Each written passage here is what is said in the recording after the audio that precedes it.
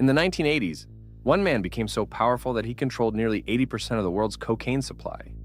He was richer than kings, more feared than generals, and more hunted than any criminal alive. His name was Pablo Escobar. But this isn't just the story of a drug dealer. This is the story of how one man turned an entire country into a battlefield. Pablo Escobar was born in 1949 in rural Colombia. His father was a farmer. His mother was a school teacher. They were poor, but not desperate. Still, from a young age, Escobar wanted more. Not just comfort, not just success. He wanted power.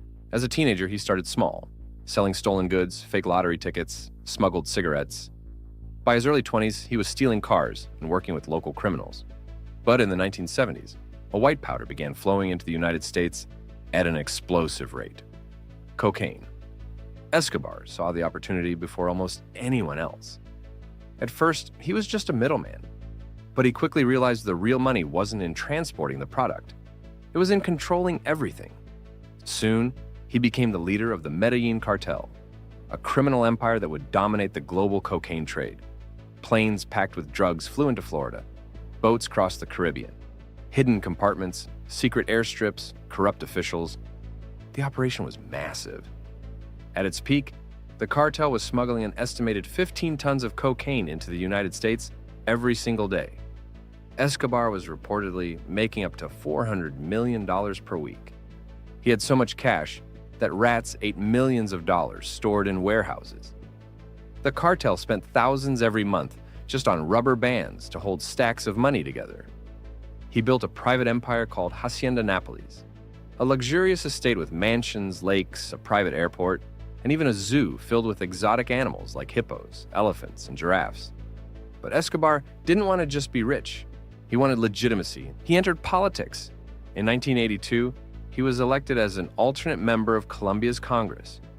He shook hands with officials, took photos with powerful people. He wanted to be seen not as a criminal, but as a leader.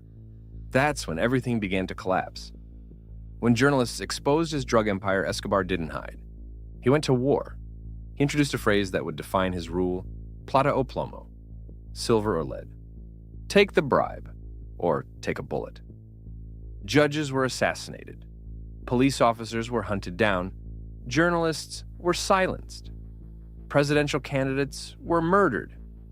In 1989, a bomb exploded on a commercial airliner in an attempt to kill a political target. Over 100 innocent people died. Car bombs rocked the streets of Bogota and Medellín. Entire neighborhoods lived in fear. Colombia became one of the most violent places on earth, and still, Escobar remained free. He built support among the poor by funding housing projects and soccer fields. In some neighborhoods, he was seen as a hero, a man who gave back when the government didn't. But behind that image was a ruthless reality. Thousands died because of his empire. Eventually, the Colombian government, backed by the United States, demanded his arrest. Facing extradition to the US, which he feared more than death, Escobar made a shocking offer. He would surrender, but only if he could build his own prison. And unbelievably, the government agreed. The prison was called La Catedral, but it wasn't a prison. It had a bar, a soccer field, luxury rooms, parties. Escobar continued running his cartel from inside. He held meetings, ordered hits, lived comfortably while the country burned. When authorities realized he was still controlling operations, they tried to move him to a real prison. Escobar escaped. What followed was one of the largest manhunts in history. An elite Colombian police unit known as the Search Block hunted him relentlessly.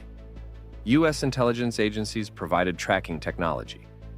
A shadowy vigilante group called Los Pepes began targeting anyone associated with him. His empire began to crumble. Allies turned against him. Safe houses disappeared. The money couldn't protect him anymore.